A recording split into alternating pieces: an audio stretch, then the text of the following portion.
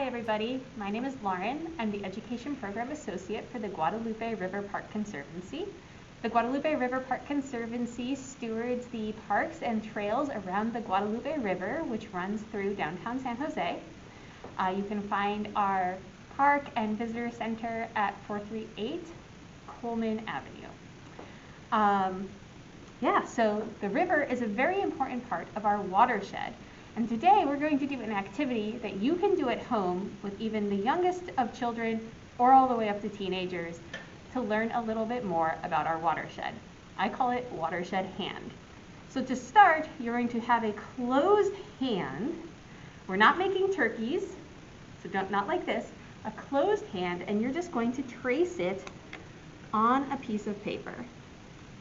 I'm using a Sharpie so that you can see it, but I recommend you use a pencil or a colored pencil, just in case you wind up getting a little Sharpie hand, and you wind up with something that looks kind of like this.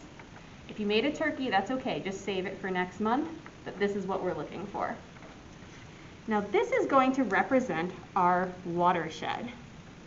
With the youngest kids, you're going to keep it really simple. What is in the watershed? Well, we start at the top, and rivers flow down. They start as creeks, and once they join together, they become mighty rivers, and they flow to the bottom of the hand, which represents the ocean. So once the rivers reach the ocean, they kind of spread out. You might have lakes off of your rivers and creeks. And then we're going to add in the things that depend on the water. So we can include other parts like the sun. Doesn't really depend on the water, but it's important. Clouds, which as we know are just water in the sky. Maybe it's raining somewhere. And then we're going to add all the fun life that makes a watershed so important to live in. So we're going to have some trees, maybe different trees depending on where you are. Up top we have more like Christmassy trees, pine trees. At the bottom we might have more little deciduous trees, maybe some flowers. And then we can also add in animals, like an animal I can't draw upside down, but let's try to do a little deer. Little hooves.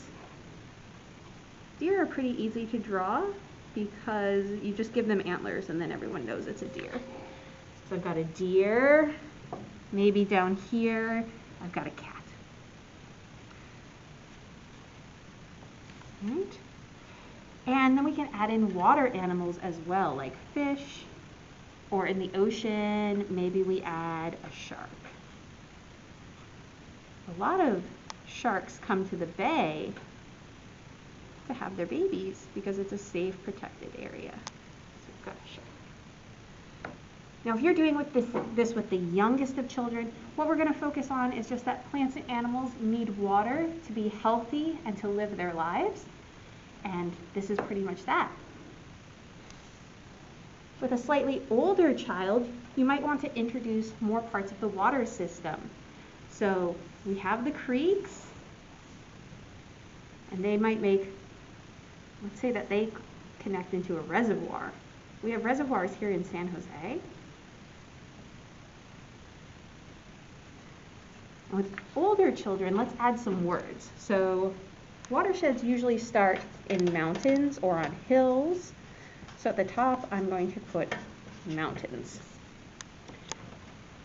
And the final destination of all water is the ocean.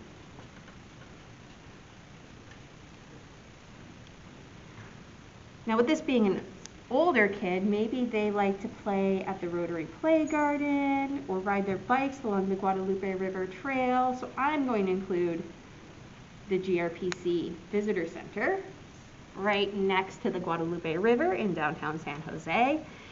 And As I mentioned, we do have the Rotary Play Garden, so I'm just going to put a swing to represent that. It's a great place to play, and a bike to represent the trails that go along the river.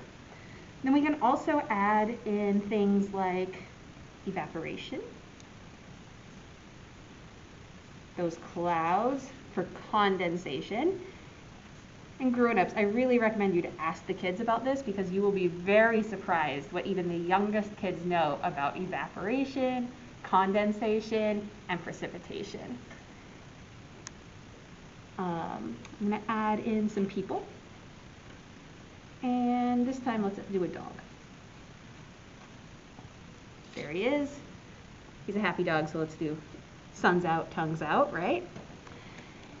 And anything else they want to add, like, again, trees, flowers, anything they're interested in. Now, if we're doing this with a much older child, maybe like 5th grade, middle school, we're going to add in a ton more information. This is where we really want to encourage them to be using their vocabulary and adding on. So let's see, what words can we add? Well, we start, of course, in the mountains, and we go down to the ocean. And in the meanwhile, we have things like estuary or a delta. When the rivers meet the ocean, they kind of spread out, and this is a very important habitat zone for migratory birds, those baby sharks, lots of other species really depend on this area. We might have, as I said before, a reservoir. And when we're labeling, if it doesn't fit perfectly, no big deal. We have creeks, we have rivers, we have, let's add a lake, right? We can encourage them to actually depict the water cycle using arrows, and we can include the words condensation, so on. I'm not going to force you to watch me write precipitation and evaporation. When I do this with older children, I really like to encourage them, like challenge them.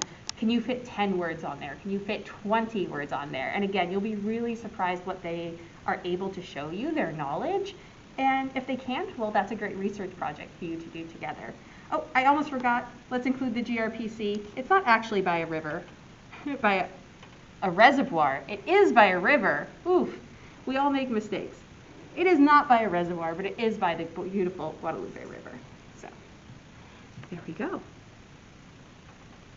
So watershed hands for every age.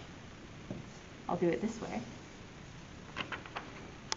As simple or as scientific as you would like. Our visitor center is still closed for COVID-19, but our trails and park are open and safe for socially distanced exercise. Come out and see us and have a great day.